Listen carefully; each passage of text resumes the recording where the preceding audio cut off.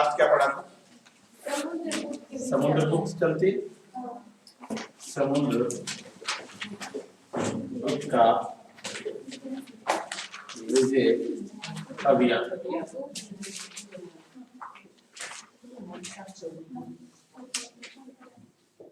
जिसमें हमने पहला पढ़ा था आर्यावर्त का प्रथम विजय अभियान या अभियान। इसको हमने क्या पढ़ा? कितने राजा थे इसमें? 3 राजा थे। कितने राजाओं का वर्णन था? 3 राजाओं को पराजित किया था। और कहां से जानकारी मिली? प्रयाग प्रशस्ति से। और कौन सी पंक्ति में? 21वीं पंक्ति। कौन कौन राजा थे? एक था अच्युत, एक था नागसेन और एक था कोतकुलंज। और एक का हमने और कहा था, कौन सा था? गजपति गणपति नाग, जिसका उल्लेख कौन सी पंक्ति में मिला? 14वीं पंक्ति में। और इसे कहां का शासक बताया गया? मथुरा का शासक बताया। इस पर क्या किया था? आक्रमण करना। और इस पर आक्रमण करने की जानकारी जो हमें 14वीं पंक्ति से और प्रयाग प्रशस्ति से मिलती है। इसके अलावा कौन कौन से पर? एक तो मगध पर, एक उत्तर प्रदेश और एक बंगाल या पश्चिमी बंगाल। इन क्षेत्रों पर, यानी ये क्षेत्र जो थे उत्तरी भारत के क्षेत्र। अब दूसरा था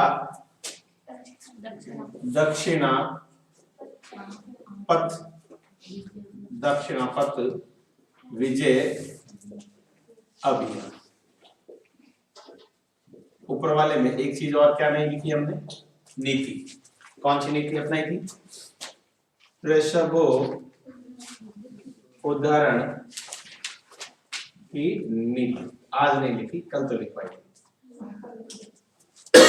कौन सी नीति? वृषभो। अर्थ क्या होता है? संपूर्ण समूल क्या करना? नष्ट करना। समूल नष्ट करना। लेकिन कितने राजाओं को नष्ट किया? केवल 3 राजा। इसका मतलब उत्तर भारत में और भी राजाएं थे जिनको अभी पराजित नहीं किया गया था। उसके बाद में इन राजाओं को पराजित करने के बाद दक्षिणापथ विजय का अभियान चलाया। और इसमें जो राजा थे वो 12 राजा थे। कितने राजा थे? कई बार प्रश्न आता है कि कितने राजाओं को पराजित किया, तो 12 राजाओं को क्या किया था? पराजित किया। फिर पूछते हैं कि इसकी भी जानकारी हमें कहां से मिलती है? प्रयाग प्रशस्ति से। कहां से मिलती है? प्रयाग प्रशस्ति से। प्रयाग प्रशस्ति थी कौन सी पंक्ति में? ये लिखा हुआ है कि समुद्रगुप्त ने आर्यावर्त के प्रथम अभियान में 3 राजाओं को पराजित करने के बाद दक्षिण में विजय अभियान प्रारंभ किया था और दक्षिण में 12 राजाओं को पराजित किया। तो उस पंक्ति का है 19वीं व 20वीं पंक्ति। 19वीं व 20वीं पंक्ति में हमें किसकी जानकारी मिलती है? दक्षिणापथ के 12 राजाओं को पराजित करने की जानकारी मिलती है। फिर आता है जिस तरह उत्तर भारत में या आर्यावर्त के प्रथम अभियान में प्रसवो उदाहरण की नीति अपनाई, उसी तरह दक्षिणी भारत के राजाओं को पराजित करने के लिए कौन सी नीति का अनुसरण किया गया? तो इसके लिए जो नीति अपनाई गई उस नीति का नाम था ग्रहणों मोक्ष अनुग्रह नीति। क्या नाम है? ग्रहणों मोक्ष अनुग्रह नीति। ग्रहण पहले जीतना, मोक्ष फिर छोड़ देना, अनुग्रह कर लेकर। तो इसका अर्थ क्या हो जाता है? विजय प्राप्त करके छोड़कर कर प्राप्त करना कौन सी नीति कहलाती है?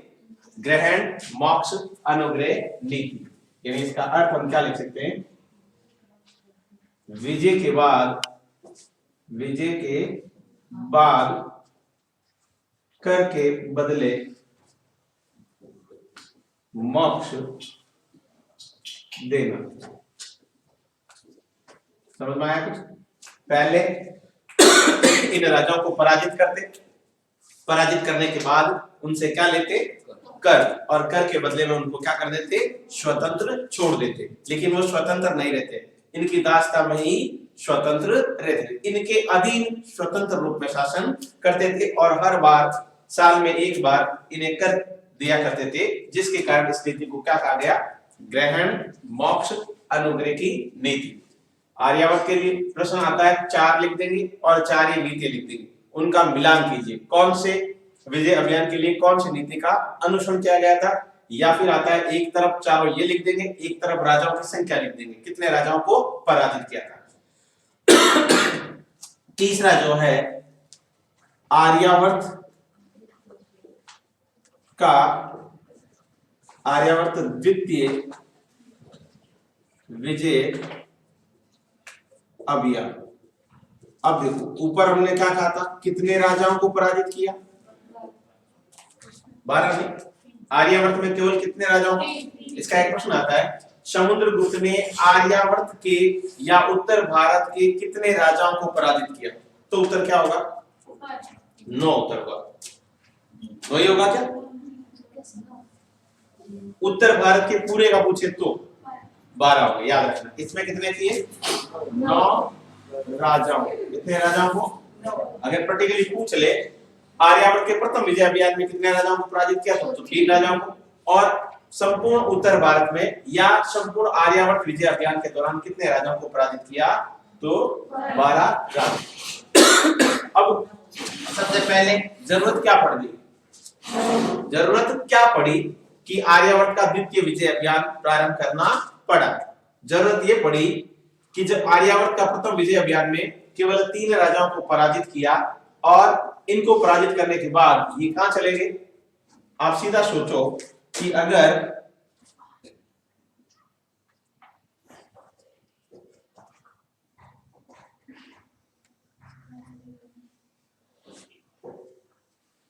यहां के राजाओं को पराजित करने के बाद, या कितने राजा थे? केवल 3 राजा तो बहुत सारे थे, लेकिन राजाओं को कितनों को पराजित किया?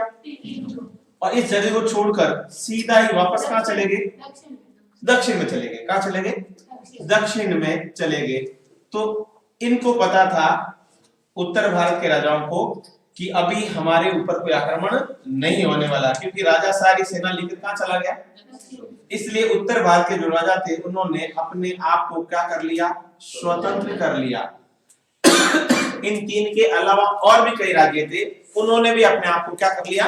स्वतंत्र कर लिया। इसलिए दक्षिणापथ में विजय अभियान करने के बाद पुणे का पर आक्रमण करने की जरूरत पड़ी, आर्यावर्त के द्वितीय विजय अभियान की आवश्यकता पड़ी। तो छोटा प्रश्न आ जाएगा अचानक कि उत्तर भारत में प्रथम विजय अभियान के बाद अचानक उत्तर भारत में द्वितीय विजय अभियान की आवश्यकता क्यों पड़ी? तो इसलिए पड़ी कि अचानक उत्तर भारत के अभियान या आर्यावर्त के अभियान को छोड़कर समुद्रगुप्त दक्षिणी भारत के विजय अभियान पर चला गया था, जिसका फायदा उठाकर उत्तर भारत के राजाओं ने अपने आप को स्वतंत्र करने की चेष्टा की। इसलिए दक्षिणापथ से विजय लौटने के बाद पुणे उत्तर भारत में या आर्यावर्त के द्वितीय विजय अभियान की आवश्यकता पड़ी। तो यहां मैं उत्तर लिखूं तो आवश्यकता क्यों पड़ी, या क्यों का उत्तर लिख देता हूं सीधे। क्यों पड़ी? समुद्रगुप्त द्वारा दक्षिणापथ विजय अभियान का फायदा उठाकर, विजय अभियान का फायदा उठाकर आर्यावर्त या उत्तर भारत के राजाओं ने अपने आप को स्वतंत्र करने की चेष्टा की। करने की चेष्टा, मतलब इच्छा, चेष्टा की। इसलिए समुद्रगुप्त को पुनः आर्यावर्त का द्वितीय विजय अभियान करना पड़ा। फिर है कि कितने राजाओं को पराजित किया? 9 राजाओं को। कितने राजाओं को पराजित किया? 9 राजाओं को पराजित किया। और इसकी जानकारी भी कहां मिलती है? पर्याय प्रशस्ति। और पंक्ति भी कौन सी रहेगी? वही जो प्रथम आर्यावर्त की रहेगी, क्योंकि सारी चीजें एक ही जगह लिखी गई। तो कौन सी पंक्ति में? 21वीं पंक्ति में। 21वीं पंक्ति में। और इसके साथ जो नीति अपनाई गई वो नीति भी कौन सी थी? अब क्या किया था? क्या प्रसव उदाहरण समूल नष्ट करना। केवल कितने राजाओं को नष्ट किया? 3 राजाओं को। लेकिन 3 राजाओं को पराजित करके जैसे दक्षिण में गया, उन्होंने अपने आप को क्या कर दिया? इसलिए इस बार क्या था कि टोटल उत्तर भारत में 12 राजा थे। 12 के 12 राजाओं को समूल क्या कर दिया? नष्ट कर दिया। तो जो नीति अपनाई वो सेम ऊपर वाली नीति। कौन सी? प्रसव उदाहरण की नीति। और इसका अर्थ क्या? इस बार 12 सभी राजाओं को समूल नष्ट कर दिया। इस बार बिल्कुल ही जब खत्म कर दिया, सारे राजाओं को क्या कर दिया? पराजित कर दिया। तो पहले की नीति कौन सी? प्रसव उदाहरण। कितने राजाओं को? 3। जानकारी और जहां भी आर्यावर्त का नाम आएगा पंक्ति कौन सी रहेगी? 21। फिर यहां से सीधा कहां चले गए? दक्षिणापथ में। कितने राजाओं को? जानकारी पंक्ति 19वीं और 20वीं। और नीति कौन सी? ग्रहण मोक्ष अनुग्रह नीति। विजय प्राप्त करके कर के बदले में मोक्ष कर देना या छोड़ देना। फिर आर्यावर्त का द्वितीय विजय अभियान क्यों? दक्षिणापथ में जाने के कारण उत्तर भारत के सभी राजाओं ने अपने आप को स्वतंत्र करने की चेष्टा की, इसलिए इस बार द्वितीय विजय अभियान किया। और कुल 9 राजा और पहले वाले 3, तो टोटल 12 राजाओं को क्या कर दिया? पराजित कर दिया। और इसकी जानकारी भी हमें क्या मिलेगी? 21वीं पंक्ति में। और इसके लिए भी जो नीति अपनाई गई वो कौन सी नीति थी? प्रसव उदाहरण नीति। और इसका अर्थ भी क्या होता है? समूल नष्ट करना। चौथी जो है वो है आठविक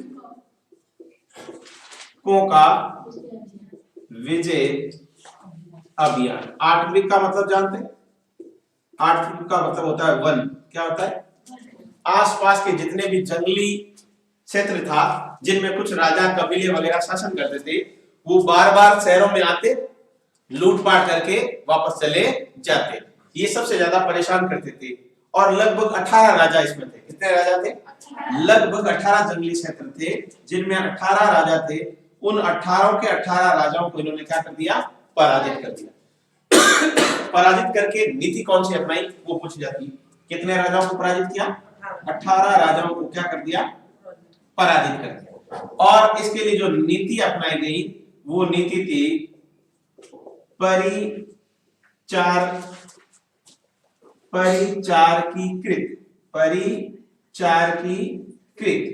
परिचारकीकृत का मतलब क्या होता है?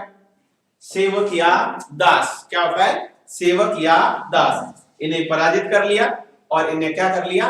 दास बना दिया कि आप हमारी अब क्या करेंगे? सेवा करेंगे, चाहे सैनिक के रूप में या चाहे किसी और रूप में। तो ये क्या करते?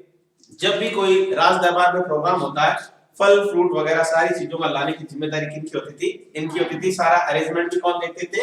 आठवीं जो राजा थे वही देखते थे, क्योंकि इनके साथ कौन सी नीति अपनाई? परिचारकीकृत। परिचारकीकृत अर्थ होता है सेवक या दास बनाना। सेवक या दास बनाकर इन्हें भी क्या कर दिया, छोड़ दिया कि आप जब हमें जरूरत रहेगी हम आपको बुला लेंगे, उस समय आपके सेवक या दास के रूप में आपको कार्य करना पड़ेगा। पांचवी जो है सीमावर्ती राज्य। कौन से राज्य? सीमावर्ती राज्य, राज्यों का विजय अभियान। सीमावर्ती राज्यों के लिए इसने 3 तरह की नीतियां अपनाई। सीमा में बहुत सारे, कोई भी राजा होता है उसके आसपास के जितनी भी सीमाएं लगती है उन राजाओं को क्या कहते हैं? सीमावर्ती राज्य। कई बार राजा क्या करता है, सबसे पहले अपने सीमावर्ती राज्यों को अपना मित्र बनाने के लिए कई तरह की योजनाएं अपनाता है। उसी तरह इसने भी, बहुत सारे राजा थे, इनकी कोई संख्या है नहीं, लेकिन इनके लिए नीति है, इनके लिए नीतियां अपनाई गई। 3 नीति अपनाई गई। कितनी नीति?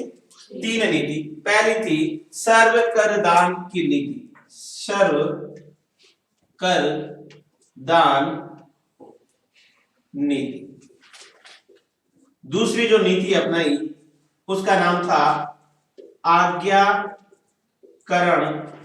नीति। तीसरी जो नीति अपनाई उसका नाम था प्रणामागमन नीति। तीनों का अर्थ है, सर्व का मतलब सभी, कर का मतलब कर, दान का मतलब देना, सभी को कर देना, और स्वतंत्र रूप में शासन करना। किसके लिए नीति अपनाई गई? सीमावर्ती जितने भी राजा थे उन राजाओं के साथ पहली नीति तो क्या अपनाई कि आप हमें क्या करें? कर दे और स्वतंत्र रूप में शासन करें। तो उस नीति को तो क्या कहा गया? सर्व कर दान नीति। अब देखो कुछ राजा सीमा पर बड़े होते थे, उन बड़े राजाओं के साथ वो गलकर के लिए मना कर देंगे, मना कर सकते ना, या नहीं कर सकते? कोई बराबर के व्यक्ति होते तो उनमें समझौता जल्दी हो जाता है, एक बड़ा एक छोटा होता है, उनमें समझौता होने में टाइम लगता है। तो बड़े राजाओं के साथ इनको भी पता था कि ये आक्रमण कर सकता है और जीत भी सकता हो सकता है क्योंकि मेरे बराबर का है, इसलिए इसने केवल कौन सी नीति अपनाई? आज्ञाकरण की, कि आप क्या करें? हमारी आज्ञा का केवल क्या करें? पालन करें। तो कौन सी नीति? आज्ञाकरण की नीति। और तीसरे, बहुत सारे छोटे छोटे राज्य होते थे, उन राज्यों के लिए कौन सी नीति अपनाई? प्रणाम आगमन। साल में एक बार आए, समुद्रगुप्त के सामने स्वयं उपस्थिति देकर उन्हें प्रणाम करे और वापस चले जाए। तो कितने तरह की? सीमावर्ती राज्यों के लिए 3 तरह की नीति अपनाई। सर्वप्रधान नीति का अर्थ होता है सभी को समुद्रगुप्त को कर देना। समुद्रगुप्त क्या करते थे? ये लोग कर देते थे। दूसरा कौन थे? समुद्रगुप्त की आज्ञा का पालन करना। समुद्रगुप्त की आज्ञा का पालन करना। और तीसरा क्या था? वर्ष में एक बार स्वयं दरबार में उपस्थित होकर प्रणाम करते थे। और लास्ट जो छठी है वो है आपकी विदेशी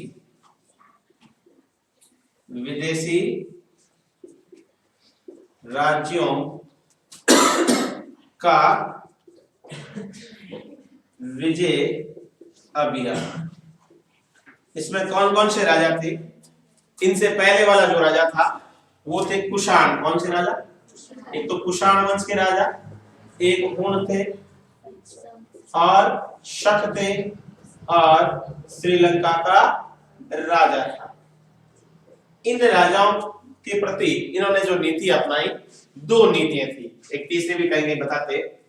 पहली जो नीति थी वो थी कन्योपायन नीति। इस नीति का अर्थ क्या था? इस नीति का अर्थ था कि विदेशी जो राजा थे इन्होंने गुप्त वंश के राजाओं के साथ वैवाहिक संबंध स्थापित किया।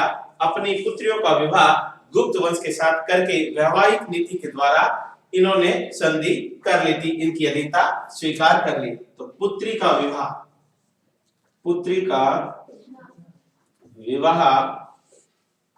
कर ली।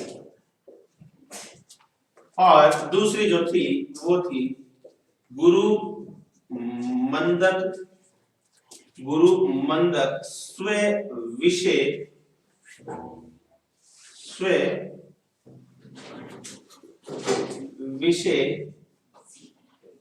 भुक्ति, क्या होता है,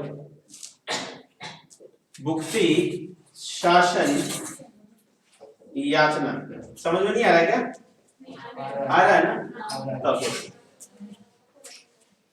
तो लास्ट कौन सी नीति थी? विदेशी राज्यों का विजय अभियान। इसमें कुषाणों को, हुणों को, शकों को और श्रीलंका के राजाओं को पराजित किया। और इन राजाओं ने अपनी पुत्रियों का विवाह करके या फिर अपने साम्राज्य में याचना का मतलब जानते कि हमें अपने साम्राज्य में शासन करने दिया जाए, ऐसी भीख मांगते थे। याचना का मतलब था भीख मांगना, कि क्या कहते थे कि हमें अपने साम्राज्य में शासन करने दिया जाए, इसके लिए हम आपसे याचना करते हैं, प्रार्थना करते हैं। इस तरह समुद्रगुप्त की ये 6 तरह की नीतियां हैं, 6 तरह के विजय अभियान। प्रश्न किस तरह बनेगा? या तो राजाओं का नाम, या पंक्ति का नाम, या फिर नीतियों का नाम, या फिर प्रथम में 3 राजा थे उनका नाम पूछ लिया जाता है, या फिर 14वीं पंक्ति वाला पूछ लिया जाता है, पुष्पनगर वाला या पुष्यनगर वाला या कान्यकुब्ज वाला या कनौज वाला, जिसे मथुरा का शासक कहा गया गणपति नाग का। इसके अलावा इसमें से कोई प्रश्न नहीं आता। उतार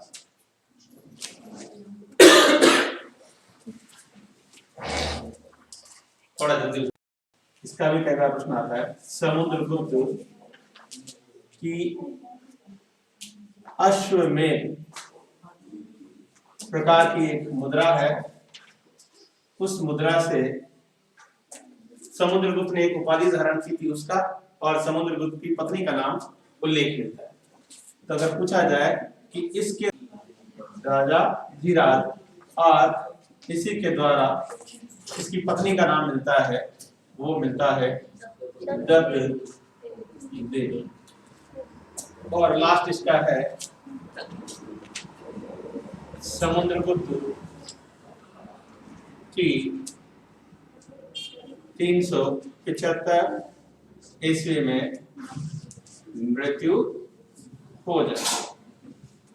समुद्रगुप्त यहाँ समाप्त हो जाता है और समुद्र के बाद एक नया शासक आता है।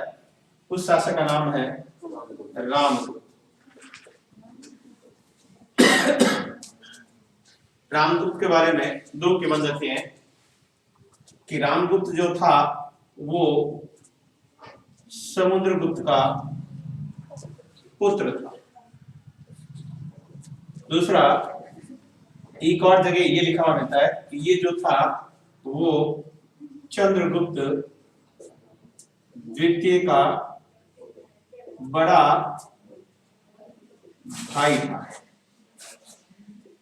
इसके बारे में तीसरी लाइन हम क्या कह सकते हैं? इसका मतलब समुद्रगुप्त और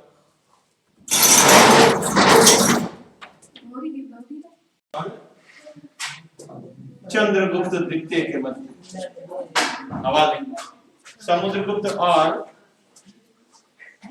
चंद्रगुप्त द्वितीय के मध्य शासन किया। इसके हमें कालक्रम के बारे में कोई जानकारी नहीं मिलती है, लेकिन कहते हैं कि कुछ ही समय तक इसने शासन किया था, कुछ ही समय तक शासन किया। यहाँ तक कोई प्रश्न नहीं आता है। प्रश्न क्या आता है कि रामगुप्त ने कुछ समय के लिए शासन किया था, इसकी जानकारी हमें कहां से मिलती है, या समुद्रगुप्त के बारे में हमें जानकारी कहां से मिलती है? तो 3-4 है, उन स्रोतों के द्वारा समुद्रगुप्त की जानकारी के स्रोत हमें किन किन से पता चलता है कि समुद्रगुप्त नामक कोई राजा था और कुछ समय के लिए शासन किया था? सॉरी, रामगुप्त। तो पहला एक ग्रंथ है जिसका नाम है हर्षचरित। क्या नाम है?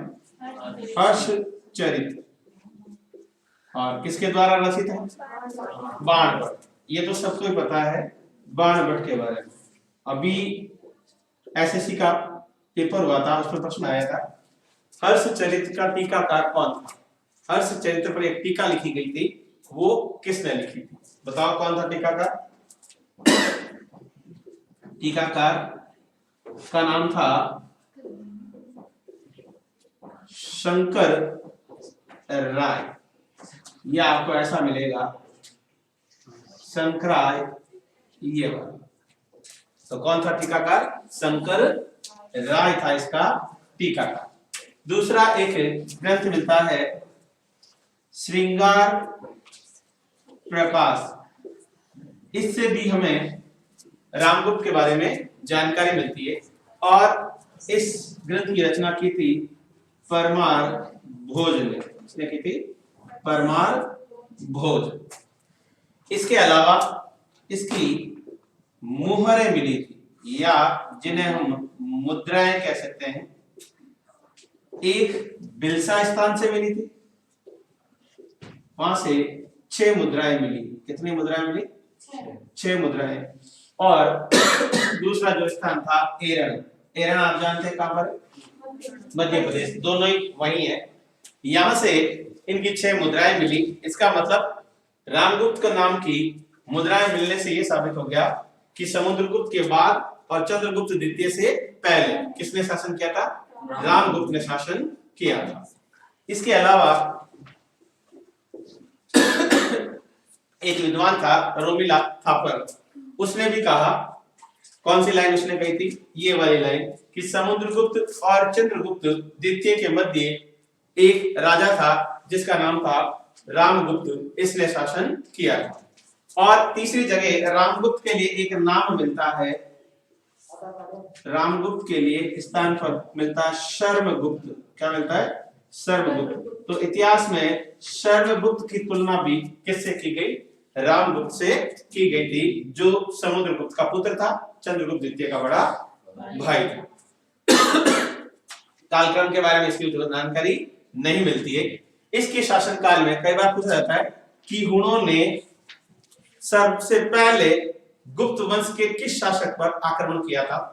सबसे ज्यादा स्कंदगुप्त के ऊपर होता है, लेकिन पहली बार अगर आक्रमण का पूछे कि हुण शासकों ने सबसे पहले गुप्त वंश के किस राजा के ऊपर आक्रमण किया, तो उसका नाम क्या था? रामगुप्त।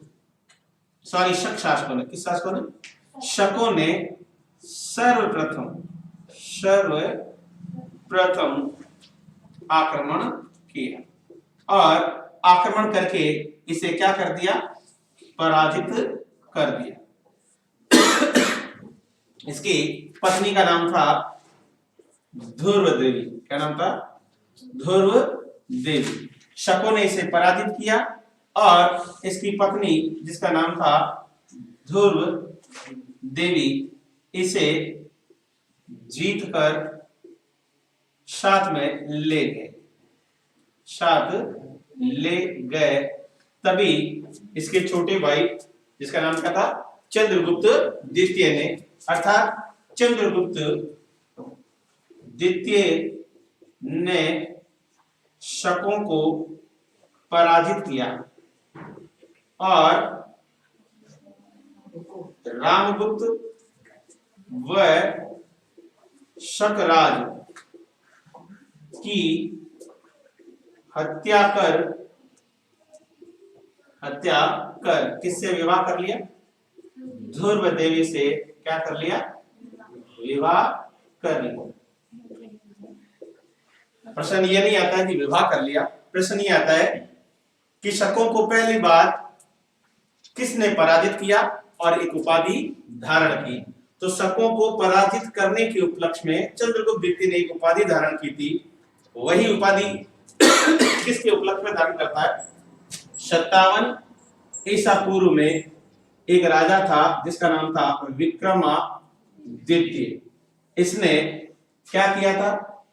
कौन सा संवत चलाया? विक्रम संवत चलाया, और इसी के उपलक्ष्य में चंद्रगुप्त द्वितीय ने भी शकों को, इसने भी शकों को पराजित किया और कौन सी उपाधि धारण की? विक्रमादित्य की उपाधि धारण की। और इसी के उपलक्ष्य में चंद्रगुप्त द्वितीय ने भी किसको पराजित किया? शकों को पराजित किया और उसी की तरह कौन सी उपाधि धारण की? विक्रमादित्य। तो किसको पराजित करने पर? शकों को पराजित कर किसने? चंद्रगुप्त द्वितीय ने। चंद्रगुप्त द्वितीय ने कौन सी उपाधि? विक्रमादित्य की उपाधि धारण की। इस तरह हम कह सकते हैं कि रामगुप्त नाम का शासक हुआ, लेकिन कुछ ही समय तक शासन किया था। और रामगुप्त के बाद जो अगला शासक बनता है वो शासक बनता है चंद्रगुप्त द्वितीय। ये बता